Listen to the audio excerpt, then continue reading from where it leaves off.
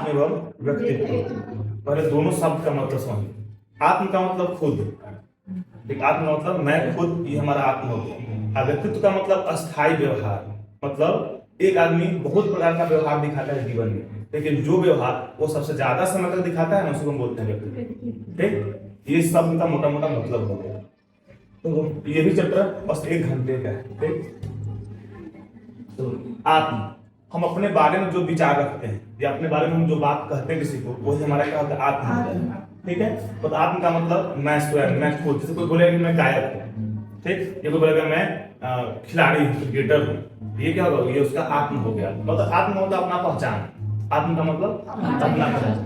ठीक है, अच्छा, जब कोई बच्चा पैदा होता है ना, तो शुरू शुरू में उसका कोई अपना आत्म नहीं होता है। उसको क्या पता कि हम कौन है, सिंगर है, क्रिकेटर है, कि हीरो है, कि हीरोइन है, पता होता है उसको। लेकिन जैसे जैसे उसका उम्र बढ़ता जाता है, आत्म के बारे में मतलब उसका सोच बनता जाता है कि हम कौन है। ठीक, हम लड़का है कि लड़की है, ठीक, हम बिहारी है कि बंगाली, दे दे वो अपने बारे में सोचना जानना शुरू करता है। ठीक है, अच्छा, बच्चे के इस आत्म को बनाने में योगदान कौन को देते हैं, तो उसके माता पिता, उसके शिक्षक, उसका समाज, उसका परिवार, ये सब लोग उसके आत्म को विकसित करते हैं, मतलब उसकी पहचान को उसको समझाता है। ठीक, अच्छा, उसका मित्र, सब लोग मिलकर आत्म का निर्माण करवाता है बच्चे।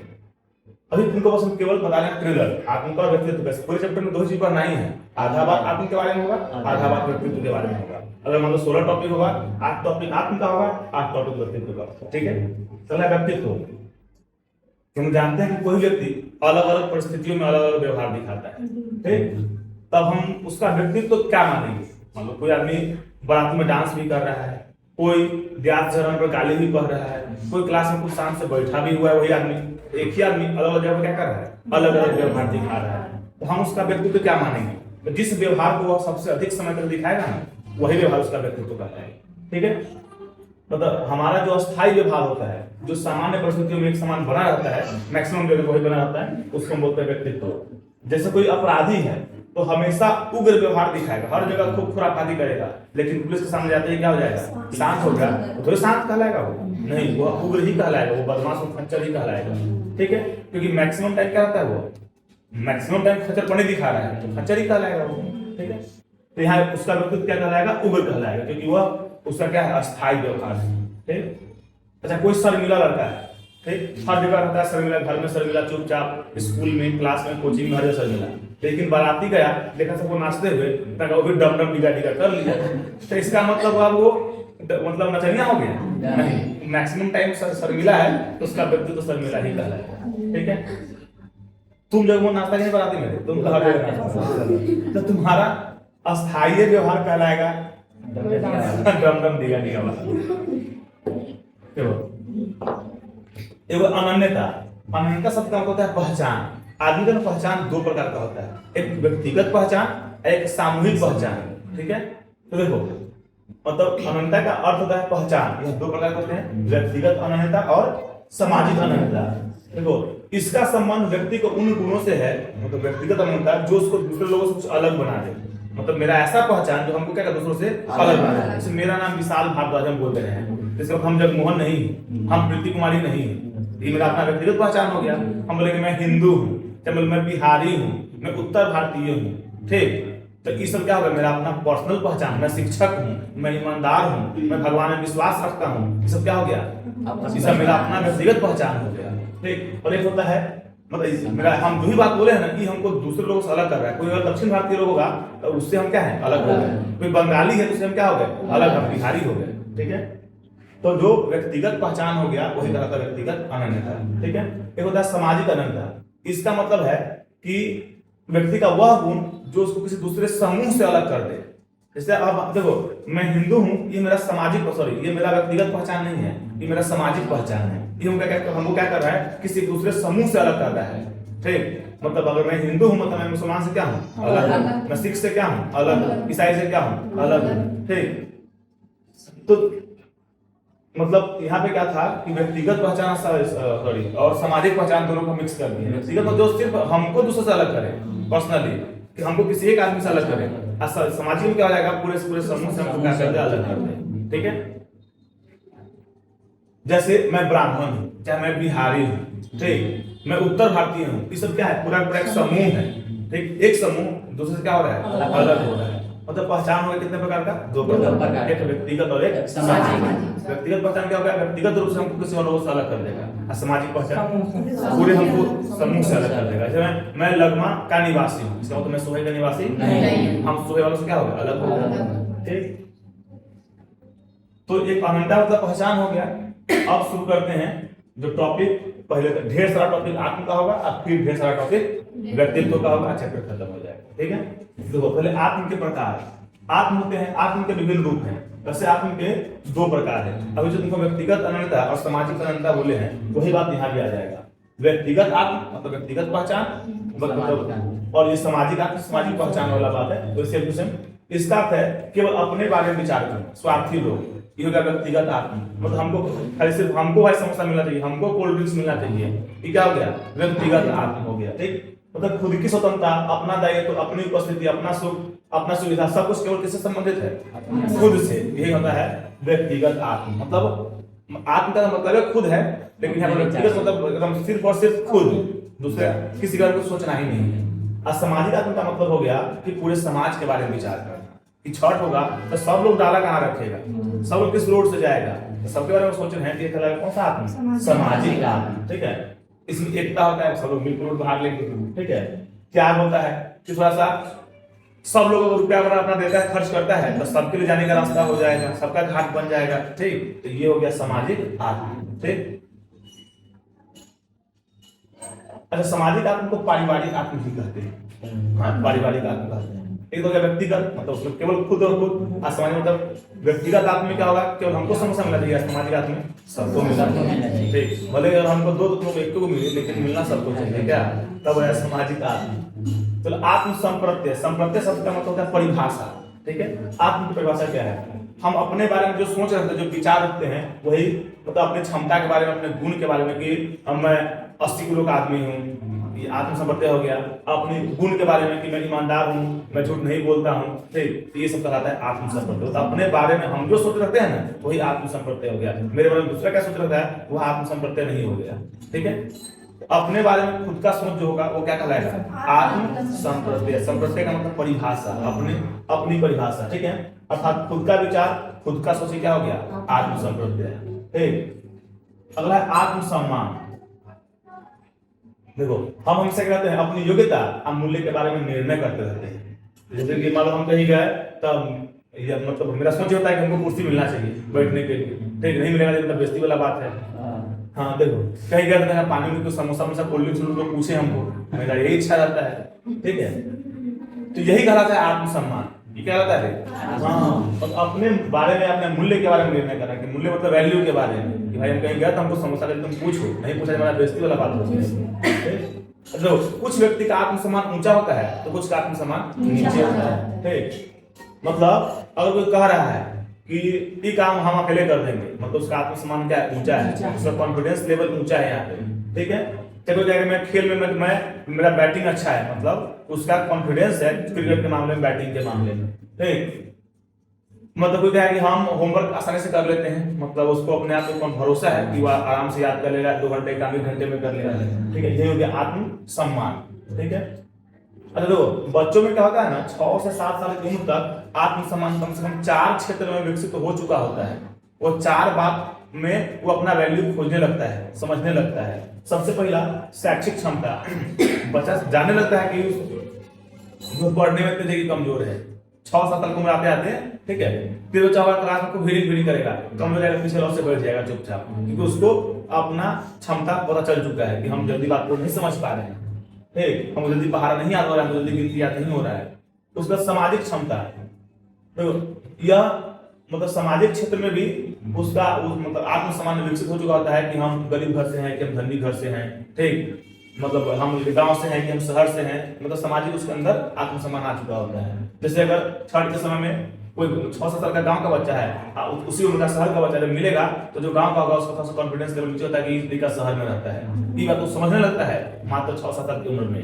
ठीक है, उसे खेलकूद संबंधी उसी में 6-7 साल की उम्र में ही लोग बच्चा तो जान जाता है कि हम खेलने में तेज है कि कमजोर है, हम दौड़ में तेज है कि कमजोर है, क्रिकेट में हम कैसे हैं, मतलब वो कुश्ती में कैसे हैं, झगड़ा में कैसे हैं, और उसके बाद शारीरिक रूप जो उम्र के साथ विकसित होता है। मतलब उसी में क्या होगा, 7 साल की उम्र कोई ज्यादा लंबा होता है, कोई कम लंबा होता है, कोई हेल्दी रहेगा, कोई फिल्मरू रहेगा। ठीक, तो जो हेल्दी रहेगा उसका कॉन्फिडेंस ज्यादा रहेगा, ये एकदम उठा पड़ देंगे। ठीक है, तो वो क्यों, वो समझ चुका है कि इस मामले में उसका कॉन्फिडेंस लेवल ऊंचा है कि हम बलवान है, इसको हम देख लेंगे। ठीक, देखो, अच्छा, जो आत्मसम्मान है ना, ये उन बच्चों का ऊंचा होता है जिसको बचपन में ज्यादा मारा पीटा नहीं गया हो, जिसके माता पिता ने खूब प्यार से पालन पोषण किया हो, उस बच्चों का आत्मसम्मान ऊंचा होता है। और जिसको बच्चों में खूब चैला से मारा गया हो, बानों के पीटा गया हो, तो उसका थोड़ा सा कॉन्फिडेंस क्या होता है, आत्मसम्मान थोड़ा नीचे गिर जाता है। ठीक है, तो बच्चों का आत्मसम्मान तब ऊंचा होगा जब उसके परिवार में उसको वैल्यू मिलेगा। ठीक, परिवार में मिलेगा वैल्यू। अगर परिवार में तुमको, तुम्हारे पापा साहब घर में तुमको जगमोहन जी कह रहा है ना, तुमको बाहर में सब जगमोहन जी कहेगा। ठीक, अगर तुम्हारे परिवार जगमोहना कह रहा है तो बाहर से क्या कहेगा, जगमोहने कहेगा।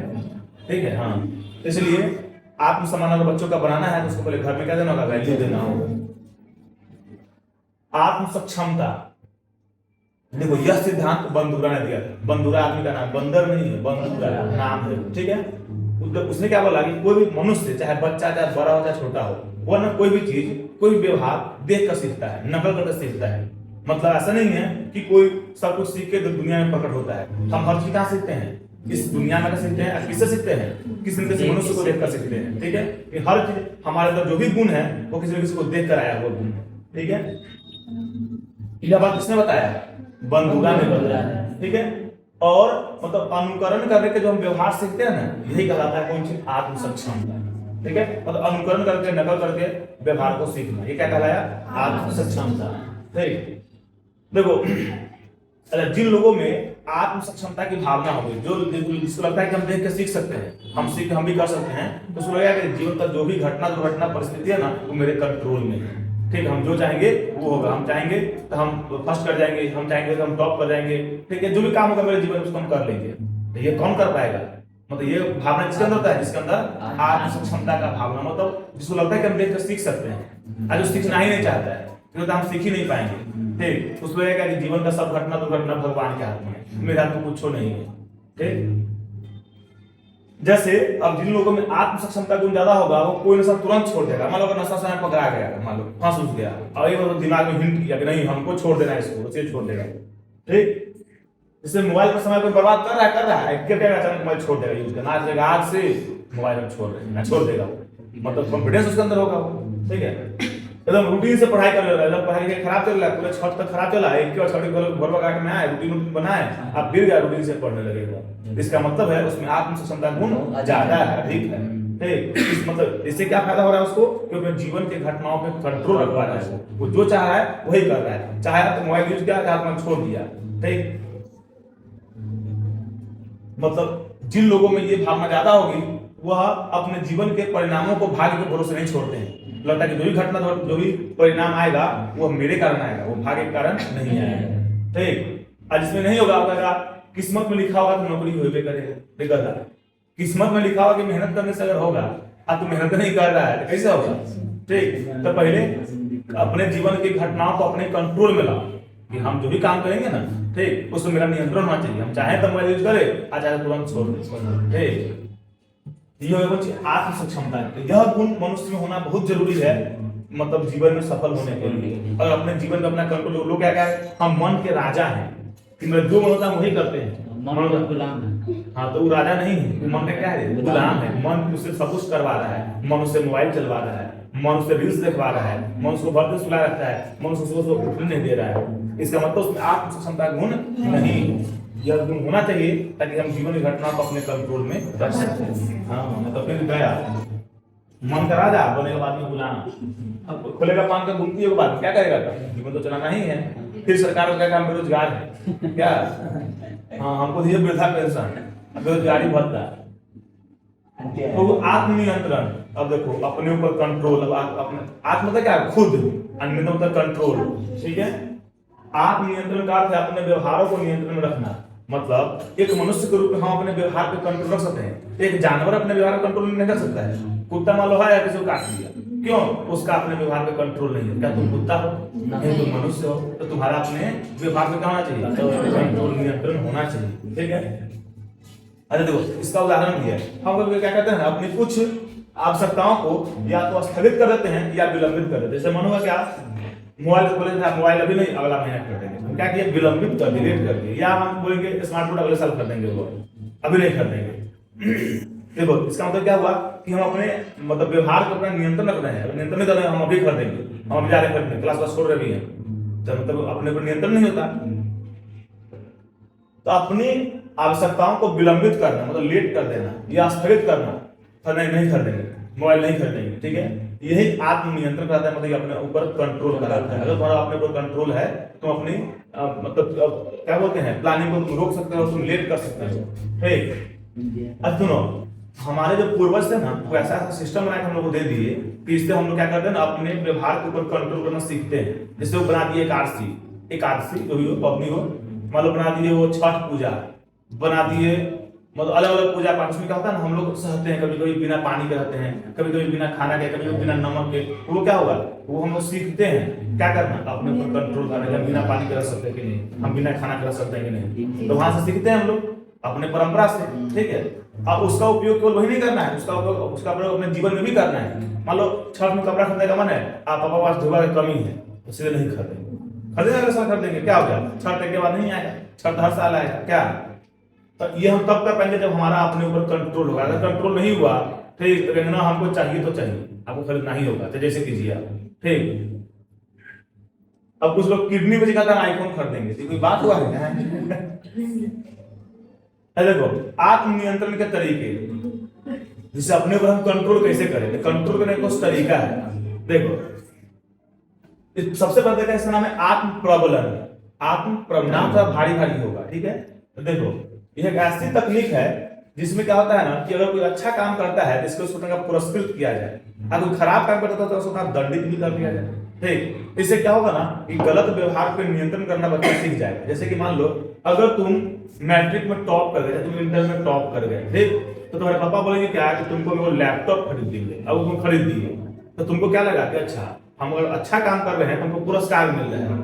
अब तुम 4 दिन लगातार नहीं पढ़ रहे हो, भर दिन बउआ रहे हो, अब 5वां दिन आए, अब तुमको चेहरा से पीट दिए, तो इसका मतलब है कि गलत व्यवहार करने पर तुमको पिटाई भी लग रहा है। तो तुम समझ जाओगे कि हमको अच्छा व्यवहार दिखाना चाहिए, गलत व्यवहार नहीं दिखाना चाहिए। मतलब अच्छे व्यवहार का पुरस्कार मिलना चाहिए बच्चों को, और गलत व्यवहार पर दंड भी मिलना चाहिए। इसे क्या कहते हैं, आत्म प्रबलन। ठीक है, इस विधि के द्वारा क्या सकते हैं ना, बच्चों के व्यवहार को पे हम कंट्रोल कर सकते हैं, उसको नियंत्रित कर सकते हैं। ठीक है, अगला है आत्म अनुदेशन। इसमें क्या होता है ना, जब आदमी बड़ा हो जाता है ना, तो उस गार्जियन ज्यादा मारते पीटते नहीं है बड़े होने पर। जैसे अब तुम लोग को पीटना उठना ठीक बात नहीं है। इसमें क्या होगा, तुमको अगर अपने व्यवहार पर कंट्रोल रखना है तो या तो तुमको गार्जियन को समझा सकते हैं, एक और उपाय है, वो है आत्म अनुदेशन, मतलब खुद से खुद को आदेश देना। जैसे तुम अपने आप को कहोगे, जैसे जगमोहन कहेगा जगमोहन से, अरे जगमोहन तुम बहुत रील्स देख लिए, ठीक, तुम बहुत समय बर्बाद कर लिए, 3 महीना बचा हुआ है, रूटीन सेट करो, अब पूरा कंटिन्यू 10 से 12 घंटा तुम सेल्फ स्टडी करो। ठीक, और ये अपने आप को आदेश देगा और यह खुद से काम करना शुरू कर देगा।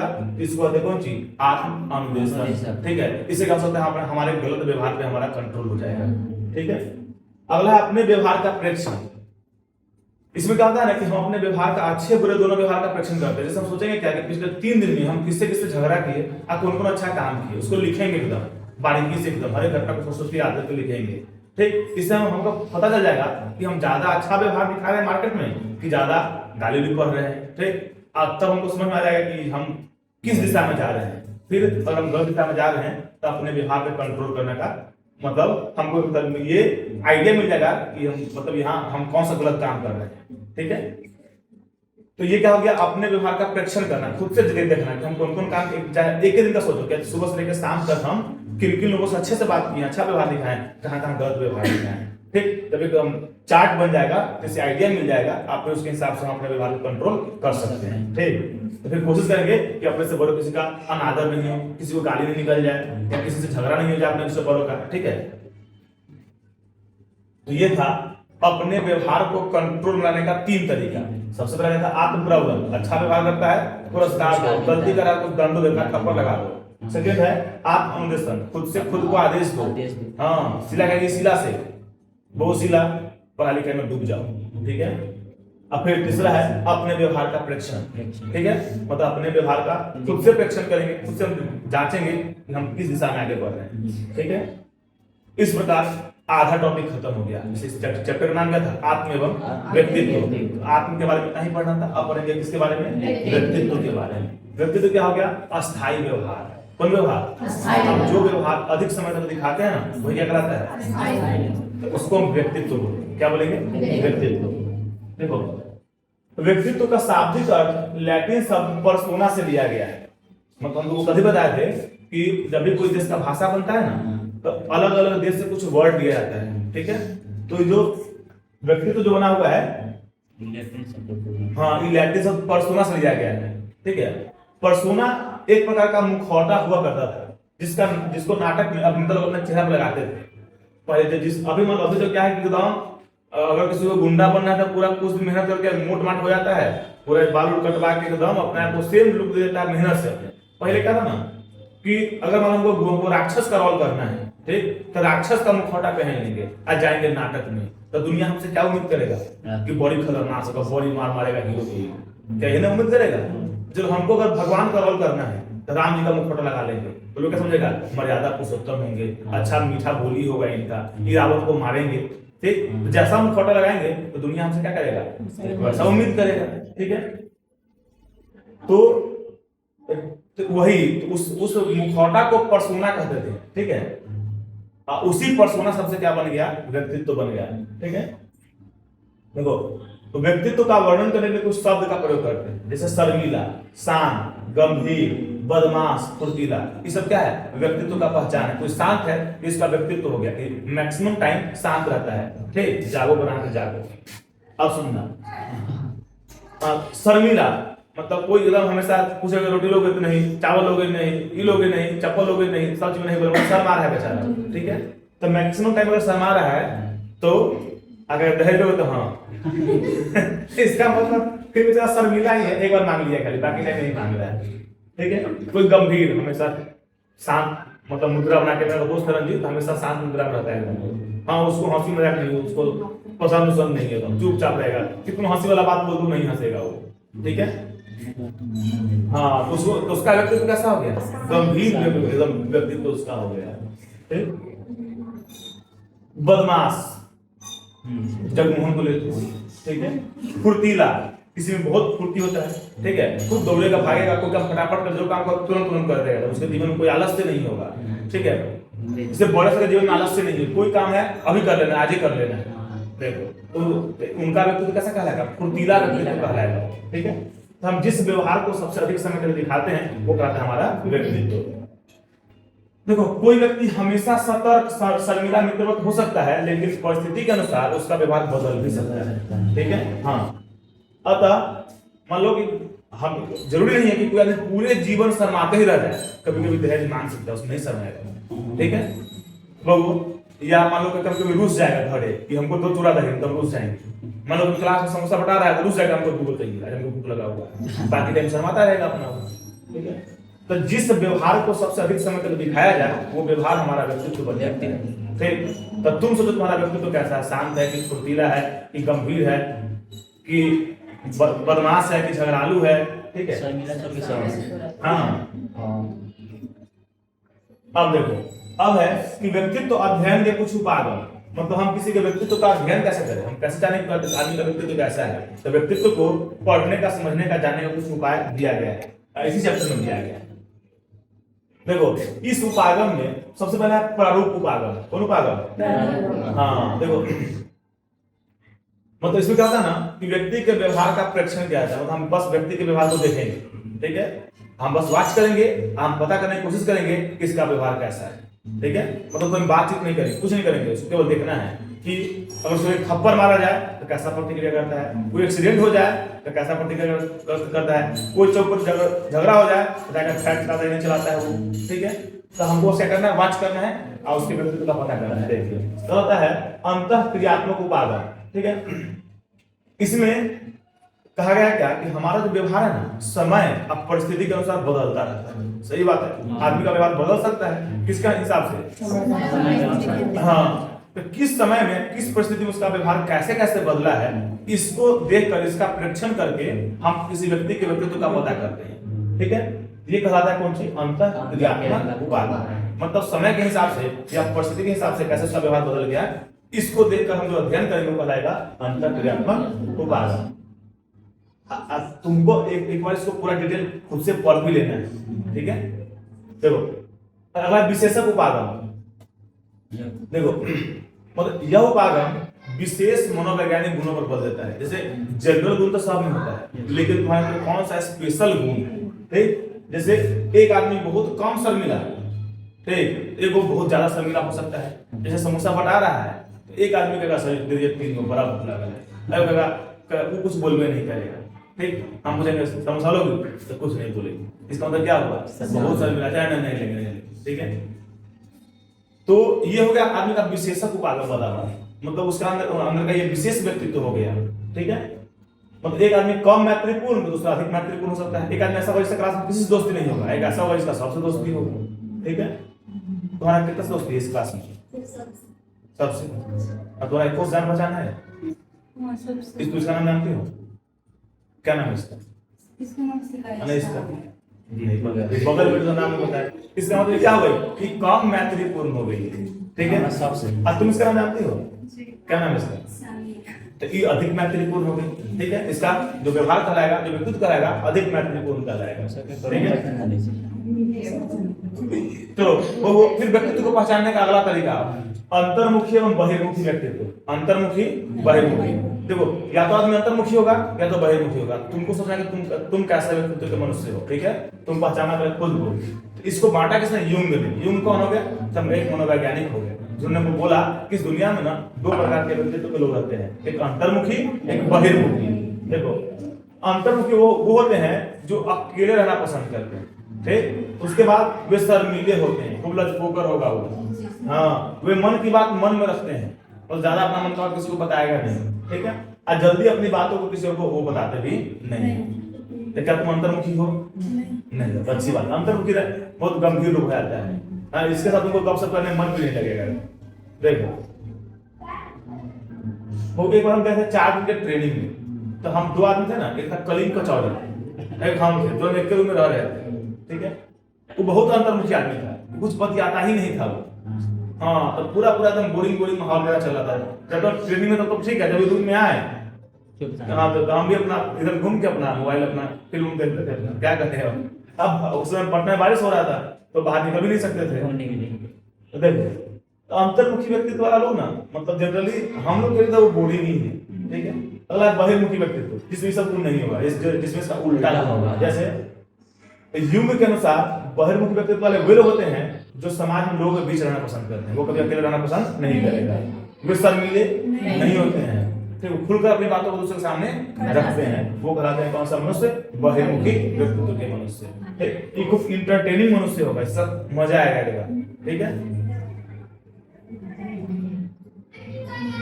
अब चलो अगला, मतलब अलग अलग मनोवैज्ञानिक जैसे बुद्धि का परिभाषा अलग अलग लोग अलग अलग प्रकार से दी, बुद्धि को बांटे, उसी प्रकार व्यक्तित्व को भी अलग अलग जो मनोवैज्ञानिक लोग हैं वो अलग अलग टाइप में बांटे हुए हैं। एक और हुए फ्रीडमैन और रोजरमैन। फ्रीडमैन और इन दोनों ने मिलकर वो दुनिया के पूरे मनुष्य को 2 प्रकार के व्यक्तित्व में बांटा, टाइप ए और टाइप बी। अब तुमको पता करना है, पहचानना है कि तुम किस टाइप के मनुष्य हो, टाइप ए हो कि तुम टाइप बी हो। ठीक, देखो तो बोलते हैं कि टाइप ए मतलब व्यक्तित्व के लोग वो होंगे जिनके अंदर ये सारी विशेषताएं पाई जाती होंगी। जिनके अंदर सबसे पहला धैर्य की कमी, जो टाइप ए ना उसके अंदर धैर्य की कमी। जो कल कपड़ा खरीदना आधे खरीदा जाए, जो आज खरीदना अभी खरीदा जाए, कल मैच आज हो जाए। ठीक है, क्योंकि हमेशा क्या धैर्य की कमी, जो सर जी कर्ज पढ़ाना आज पढ़ा दीजिए, चैप्टर खत्म कर दीजिए। देखो उसके बाद समय की कमी का अनुभव करना, सुना हमेशा समय कम में हो रहा है, मतलब बहुत समय कम गया है अब, मतलब समय पर्याप्त समय होते हुए वो हमेशा हुलहुल करेगा। ठीक है, किसी काम करने में उतावलापन, मतलब जल्दी काम हो जाएगा, इमरजेंसी में रहेगा हमेशा वो। ठीक है, अच्छा कार्य के बोझ से हमेशा लदे रहने का अनुभव, तो हमको पता लगता है जैसे हमेशा काम माथा पे बैठा हुआ है। ठीक है, 10 को 12 काम अगर कर लेते हैं तो 20 को 25 काम स्टॉप हो जाता है। फिर देखो तो ऐसा लगेगा कि हमेशा काम के पीछे क्या है, लदे हुए हैं। सुनो, ऐसे लोग को निश्चिंत होकर आप मंद गति से काम करने में कठिनाई का अनुभव होता है। मेरा अंदर भी है, एकदम निश्चिंत हो, धीरे धीरे काम करना हमको पसंद नहीं है। काम एकदम स्पीड में हो जाता है, 12 14 15 घंटा काम होगा, मजा आ जाएगा काम करने में। तो अच्छा, टाइप ए व्यक्तित्व के लोग, अगर तुम टाइप ए व्यक्तित्व के मनुष्य हो तो तुमको 3-4 बीमारी का खतरा है। सबसे पहले ब्लड प्रेशर का बीमारी, ठीक है, मतलब हाई ब्लड प्रेशर का, लो का नहीं, हाई ब्लड प्रेशर का। फिर हृदय रोग, हृदय संबंधी बहुत सारी बीमारी है जो तुमको हो सकता है। फिर धूम्रपान संबंधी बीमारी, ऐसे लोग आगे क्या करते हैं ना, वो धूम्रपान संबंधी नशा करने लगते हैं, सिगरेट वगैरह ऐसा लोग मनुष्य बाद में पीने लगेगा, ठीक है, जिसका व्यक्तित्व टाइप ए का होगा, ठीक है। अच्छा, गारंटी में पीवे करेगा वो, लेकिन उसके ऊपर खतरा रहता है कि वो ऐसा कर सकता है, ना पिएगा तो ये हो जाएगा। मतलब वो हम क्या वो ऐसा मनुष्य बाद लेके करने लगता है, इसे पर नशा हो, ठीक है। अब लड़के लोग कैसे करेंगे, लड़के तो सिगरेट पी नहीं सकती जनरली, बाहर में भी लोग पीता है सर। अच्छा अच्छा, छोड़, ऐसा नहीं। तुमको पीने का मन है क्या? ना, लेकिन तुमको ये बीमारी नहीं हो, तुम चिंता नहीं करो। तुमको हाई ब्लड प्रेशर हो सकता है, ठीक है, ट्राई कर लें। चलो टाइप बी, टाइप ए का गुण जिस मनुष्य में नहीं होगा वो टाइप बी हो गया। टाइप ए गुण जिस मनुष्य में नहीं होगा क्या हो जाएगा, मतलब किसी काम को आराम से निश्चिंती से करेगा, कोई हुलबुली नहीं, कोई उतावलापन नहीं, ठीक है, तो कोई समय की कमी नहीं करेगा, अभी बहुत समय पढ़ने के लिए कोई, हाँ देखो, फिर मतलब निश्चिंत होकर वो काम को करेंगे, आराम से धीरे धीरे काम को करेंगे, ठीक है, हाँ। अरे सुनो, बाद में क्या हुआ ना, देखो टाइप सी मनुष्य भी खोजा गया, बोला गया नहीं दुनिया में केवल 2 ही प्रकार के लोग नहीं होते हैं, वो तीसरे प्रकार के लोग भी होते हैं, ठीक। देखो इसका खोज किया मॉरिस ने किया, हम इसका अलग मतलब नहीं लिखे हैं, इसी में कर दिए हैं, ये टाइप ए टाइप बी वाला नहीं, टाइप सी को जोड़ दिए हैं। मॉरिस ने एक टाइप सी व्यक्तित्व के बारे में बताया, तो इसमें जो लोग होते हैं ना वो सहयोगशील होंगे, वो हमेशा दूसरों को क्या करेंगे, काम में मदद करेंगे, विनीत होंगे और दूसरे के सामने मतलब दूसरे से अच्छा व्यवहार दिखाएंगे, ठीक है, धैर्यवान होंगे, ठीक। ये लोग अपने क्रोध का दमन करने वाले होते हैं, और ऐसे व्यक्तित्व वाले लोग आज्ञा पालक होते हैं, मतलब जिसको हम इस समाज में सभ्य सुशील संस्कारी बच्चा नहीं कहते हैं, वो टाइप सी हो गया, ठीक है। हम मतलब दूसरों को मदद करेगा, अच्छा सबके सामने अच्छे से बात करेगा, एकदम धैर्यवान होगा, इंतजार करेगा अपने बारी का, एकदम मैं समोसा बटा रहा है तो उठ के आगे नहीं आ जाएंगे, बैठे रहेंगे आराम से, जब मेरे पास समोसा पहुंचेगा तो लेंगे आराम से, ठीक है। और वो उनके अंदर गुस्सा उस्सा नहीं होता, वो क्रोध नहीं दिखाते हैं, जैसे बड़े सर कभी किसी को बताता ही नहीं हूँ, ठीक है, हाँ। और ऐसे व्यक्तित्व वाले लोग आज्ञा पालक भी होते हैं, कोई काम अगर तुम दे दिए जो काम वो ले लेंगे, वो काम वो कर ही देंगे, ठीक है। ये टाइप सी वाला, तो इस समाज से इसी को अच्छा मानेगा, टाइप सी को, ठीक है। हमको लगता है हम सभी में आते हैं, अच्छा हम इसे में आते हैं, हमेशा तो आपका बहुत जल्दी काम हो जाएगा भाई, ठीक है, 2 घंटा का वीडियो 1 घंटा में हो जाए, देखो लॉन्ग शॉर्ट, हाँ अगर टाइप बी में होगा तो तुमको कम से कम हार्ट का बीमारी नहीं होगा, निश्चित रहेगा, हाँ। अब सुनना, ऑलपोर्ट का विशेषक सिद्धांत, अब इसमें भी व्यक्तित्व को ऑलपोर्ट ने भी 3 भाग में बांटा हुआ है कि मनुष्य में ना 3 टाइप का विशेषता पाया जाता है, व्यक्तित्व वाला विशेषता, ठीक है। एक प्रमुख विशेषक, केंद्रीय विशेषक, गौण विशेषक। देखो मतलब गार्डन ऑलपोर्ट ने व्यक्तित्व संबंधी विशेषक सिद्धांत दिया, उन्होंने बताया कि मनुष्य में अनेक विशेषक होते हैं, मतलब अनेक विशेषताएं होती है जो उसके अलग अलग व्यवहार को कंट्रोल करती है, व्यवहार को, ठीक है। अब उन्होंने विशेषक को 3 भाग में बांटा, हर मनुष्य में 3 टाइप का विशेषता होता है, ठीक है। पहला प्रमुख विशेषक, तो ऐसी विशेषताएं जो व्यक्ति को खास बनाती है, मतलब अगर तुम्हारा कोई प्रमुख विशेषक है वो बढ़ते बढ़ते पूरा अपने चरम पे आ गया तो तुम्हारे नाम के साथ जुड़ जाएगा। जैसे जब हम अहिंसा शब्द बोलते हैं ना तो किसका याद आता है, गांधी जी का याद आता है, क्यों, इस शब्द है ना गांधी जी से जुड़ गया, अहिंसा एक व्यक्तित्व हो गया, ठीक है। ये बहुत सारे लोगों में होता है कि हम किसी को नहीं पीटेंगे, गाली नहीं देंगे, सब लोगों में है, लेकिन जब यह मतलब हाँ तुम्हारे अंदर पूरा एकदम चरम पे आ जाएगा ये गुण, तब यह सब तुम्हारे नाम के साथ जुड़ जाएगा। जैसे कि हिटलर वाले हिटलर बने छे, लोग कहता है ना हिटलर बने छे, हिटलर का मतलब बहुत खतरनाक आदमी, खाली मार कर करोड़ों आदमी को मार देने वाला, उसके चक्कर में दुनिया में करोड़ों लोग मारा गया, सेकंड विश्व युद्ध, ठीक है। तो ये हो गया कौन सा विशेषता, प्रमुख विशेषता, ठीक है। अगर तुम्हारा ऐसा कोई विशेषता जो तुम्हारे नाम के साथ जुड़ जाए तो वह विशेषता क्या कहलाएगा, प्रमुख विशेषता कहलाएगा। अगला केंद्रीय विशेषक, मतलब यह ऐसी विशेषता है जिसका महत्व प्रमुख विशेषता थोड़ा सा कम होता है, ठीक है, लेकिन यह भी तुम्हारे पहचान के साथ जुड़ जाता है। जैसे ऐसी विशेषता जो तुमको बाकी मार्केट से अलग पहचान दे दे, वो कहलाता है कौन विशेषता?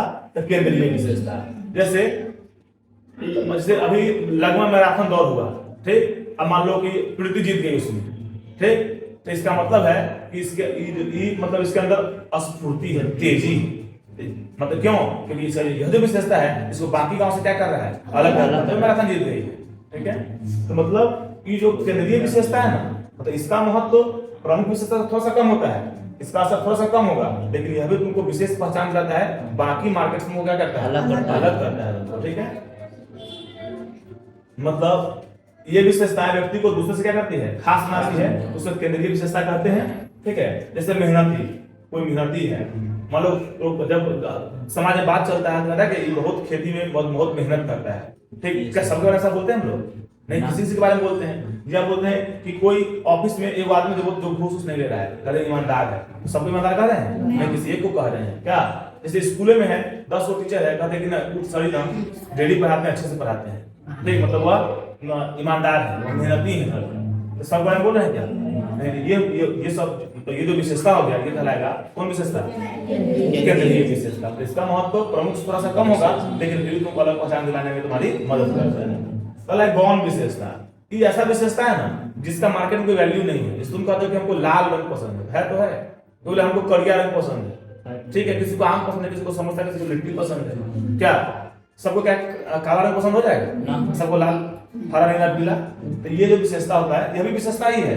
तुम्हारी विशेषता है कि तुमको लाल रंग पसंद है, और इसकी विशेषता है कि इसको काला रंग पसंद है, ठीक, लेकिन यह ऐसा विशेषता है जिसका कोई महत्व हो तो नहीं, ठीक।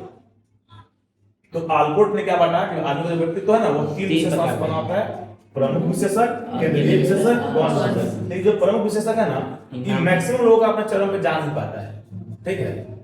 जैसे हम जब भी क्रिकेट का नाम लेते हैं तो याद आता है कौन? विराट कोहली, सचिन तेंदुलकर, है कि नहीं? खास करके सचिन तेंदुलकर, उसको क्रिकेट का भगवान कहा गया है। जब हम हीरो का बात करते हैं तो नाम आता याद आता है अमिताभ बच्चन का।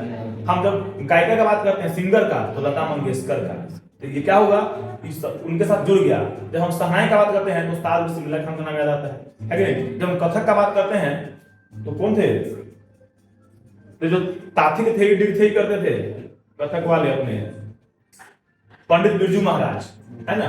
तो उनका ये क्या हुआ? उनका ये विशेषता इतना आगे बढ़ा, इतना टॉप पे चला गया कि उनके नाम के साथ जुड़ गया कि शहनाई का मतलब बिस्मिल्लाह खान के शहनाई, कथक मतलब बिरजू महाराज का कथक, ठीक है।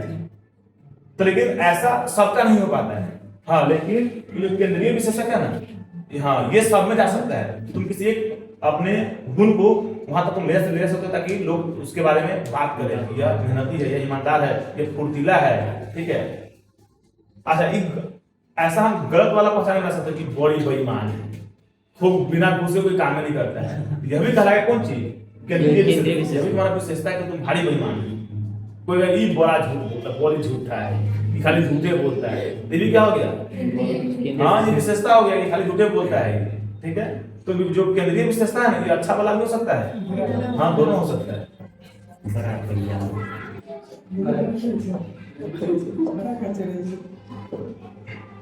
अब देखो, अगला है मनोगतिक उपागम। मनोगतिक उपागम, इस सिद्धांत को इसने दिया था सिगमंड फ्रायड, ये एक डॉक्टर थे, ठीक है। वैसे हम जब मनोविज्ञान को जाने तो हम सबसे पहले हमको जो नाम पता चला वो इनका ही नाम पता चला था। मतलब ये डॉक्टर थे और मतलब अंग्रेजी दवा से इलाज करने वाले डॉक्टर थे।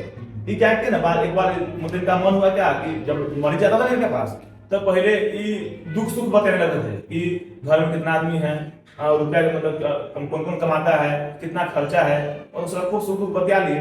तो बतियाने के बाद ना मरीज को कहता था कि हम ठीक हो गए। मतलब केवल बात करने से मरीज को कहता था क्या, मतलब हम थोड़ा अच्छा महसूस करने लगा था ये तो इनको लगा क्या कि ये ना इलाज का अलग सिद्ध तरीका ढूंढते हैं, ठीक। और तभी से इन्होंने क्या किया, मतलब शारीरिक मतलब चिकित्सा के दौरान ही अपने सिद्धांत को विकसित कर दिया। मतलब इलाज करने के दौरान बातचीत करते करते करते इनको लगा कि बात के द्वारा भी किसी बीमारी को ठीक किया जा सकता है। इसको हम एकदम 100% मानते हैं, ठीक। एक बार की बात है, मतलब मेरी बहन का तबीयत खराब चल रहा था, 10 दिन से हम लोग थे हॉस्पिटल में, डेली पानी छूता था, शाम में ताकत आया, फिर सुबह में खत्म, ठीक है। अब पूरे हाथ में टाइप करते थे। तो एक बार मेरे चाचा आए, यही आए। ऐसा से कॉमेडी टाइप आदमी थे, आए अब खूब अच्छा बात से कहानी सुनाए हम लोग को, एकदम वहीं पर भी थी तो हल्का हल्का हंसना शुरू की। ठीक तो हंसते हंसते तक बेट सोई हुई तो तक पीछे हुई, तो तक हम लोग लगा दी तक क्या तो तक और पीछे हुई। अब बाल उतर उतर के हंसने लगी। अब बस बोले ठीक चलिए घरे। मतलब डॉक्टर्स को रेफर पटना रेफर कराते एक तरफ, और हम लोग पटना आने वाले थे और घरे आ गए। मतलब केवल अच्छे से बातचीत करने से, माहौल को अच्छा बनाने से क्या होता है कि मतलब बीमारी को ठीक किया जा सकता है। अभी कुछ दिन पहले की बात है, मेरे दोस्त के पापा का तबीयत खराब हो गया था, तो वो बोला कि तू घरे आ हमरा, अब तुम आपको सब बतियो कुछ देर, क्योंकि जानता है थोड़ा सा कॉमेडियन टाइप आदमी, हम जिससे बात करते हैं हम हमेशा मतलब चाहते हैं कि सामने लोग हंसता हंसता रहे। हाँ कि तुमसे बात करने से ना पापा कुछ ठीक हो जाएगी। तो हम गए और उनसे क्यों कितना हाल बात हो, मतलब गए कुछ बतिया थे गाड़ी रोड के लेगा सब डर उनको बताया कि सब कुछ हमको भी हुआ था अभी कुछ दिन पहले कि बस 5 मिनट लगेगा, ये प्रोसेस हो जाएगा, ठीक हो जाएगा। असली में उनको पूरा कॉन्फिडेंस दिए, तो पूरे गाड़ी में से बात करते गए, अब सही में 10 मिनट लगा, ठीक हो गया जाने के बाद। मतलब केवल मरीज से अच्छे से बात करने से ना, मतलब अगर उसका मानसिक प्रेशर कम कर दिया जाए तो मरीज ठीक हो सकता है। और अभी जब तुम इसका चैप्टर नंबर 3 पढ़ोगे ना, 3 या 4 में है मनोवैज्ञानिक विकार, उसमें बताया गया है कि मनुष्य का 80% बीमारी ना केवल यहाँ से उत्पन्न होता है।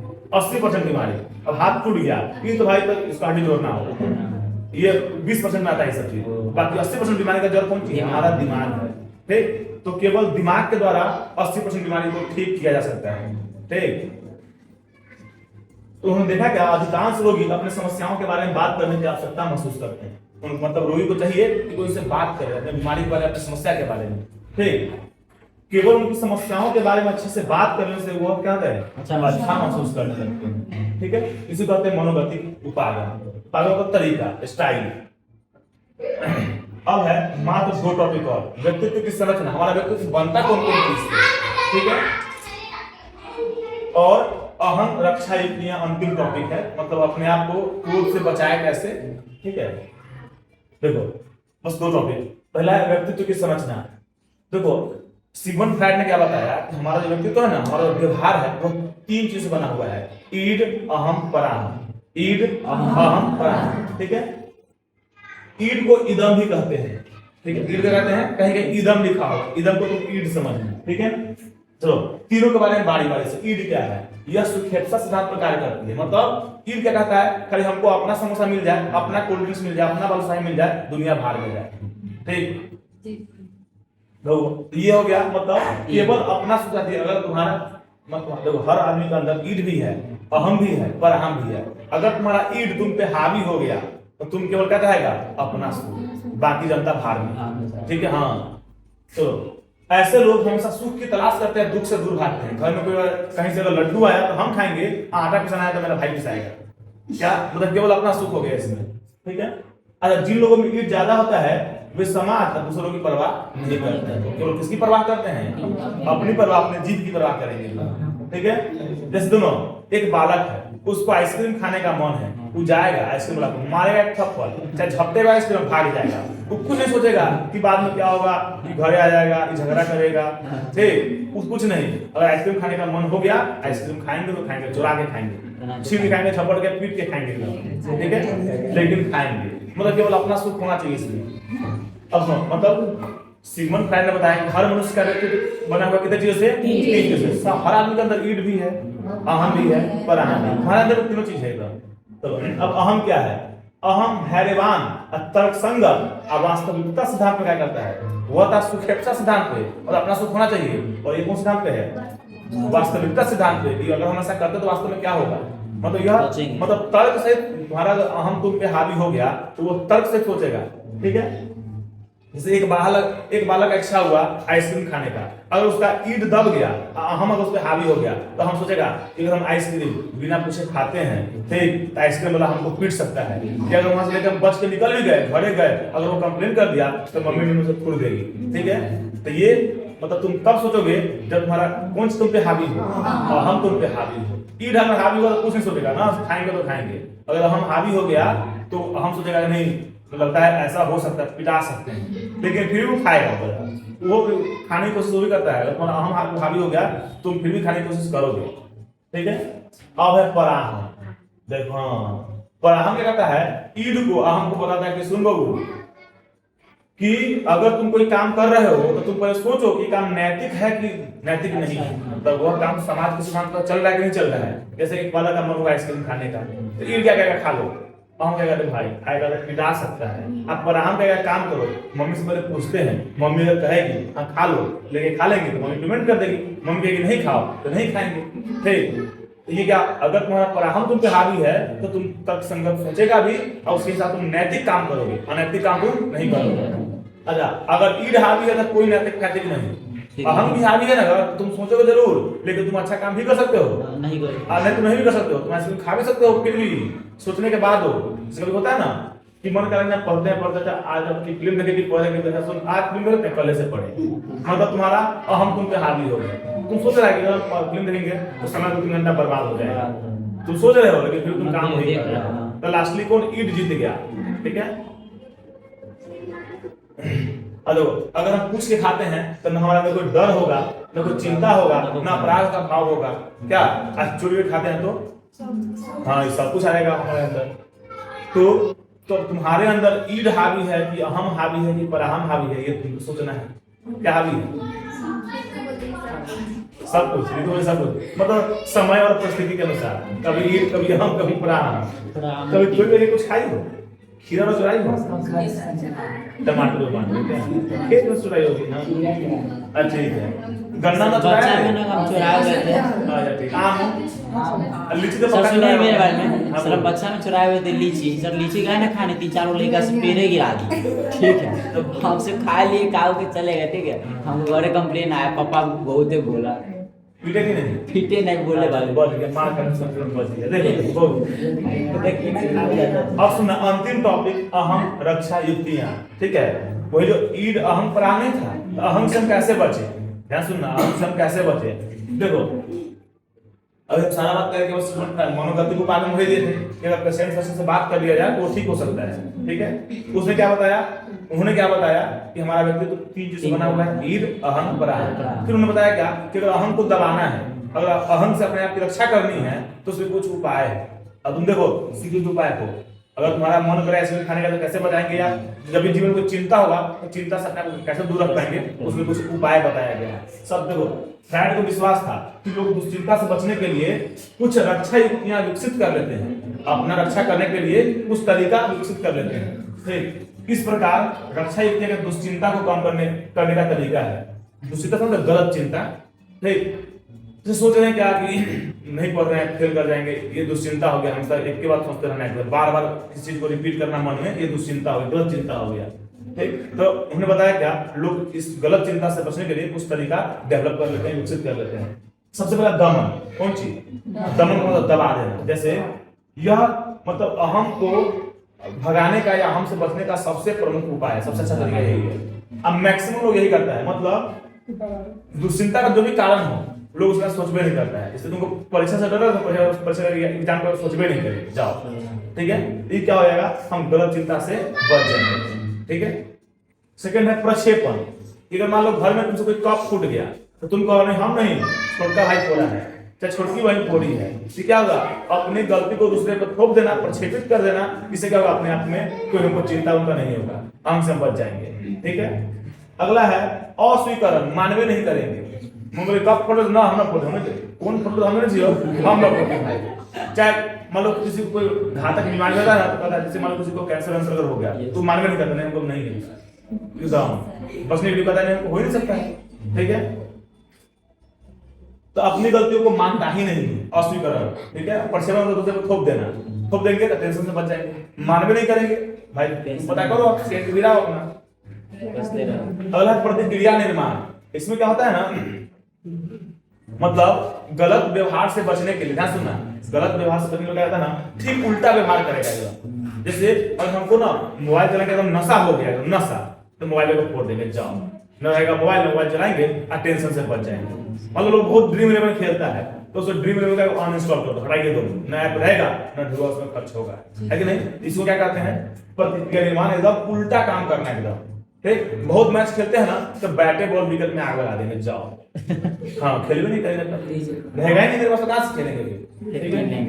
जैसे मोबाइल की लत से परेशान व्यक्ति मोबाइल तोड़कर बिना फोन के रहने लगे, इसको क्या कहते हैं, प्रतिक्रिया निर्माण। उल्टा व्यवहार दिखाएंगे तो हम उस हमसे क्या हो जाएगा, बच जाएंगे, टेंशन से बच जाएंगे। अंतिम है युक्तिकरण। अब देखो, अच्छा एक और टॉपिक और है तो समझ लीजिए। देखो इसमें क्या होता है, युक्तिकरण का मतलब क्या हो गया कि अगर मेरे अंदर कोई गलत तरीका है, गलत व्यवहार हम कर रहे हैं, तो हम क्या करेंगे, उसको हम सही साबित करने की कोशिश करेंगे। जबरदस्ती सूरज पश्चिम में उगता है तो उगता है, इसके लिए हम खूब गलत गलत तर्क देंगे। ठीक, जैसे क्या हो गया, मान लो कि खाने के बाद टहलना चाहिए, मान लो एक बात बोलते हैं, उसको कदम टहलना चाहिए, तुम कहते नहीं हम तुम खाने के बाद टहलते हैं ना तो मेरे पेट में दर्द होने लगता है, इसलिए नहीं टहलेंगे। ये क्या हो गया, एकदम उल्टा उल्टा तर्क देके अपने बात को सही साबित कर देना। ठीक, तो इससे क्या वालों तुमको टहलने के लिए कहेगा, नहीं छोड़ दो भाई, दर्द हो जाएगा, टेंशन हो जाएगा। ठीक है, चाहे मान लो तुम मैट्रिक में फेल कर गया, तुम कहेगा सुनो इस बार जो है ना हम लिंग ग्राह्य से लिखे हुए थे, फेल करके अगला बार हम राइटो में कैसे लिखेंगे, हम पक्का टॉप कर जाएंगे।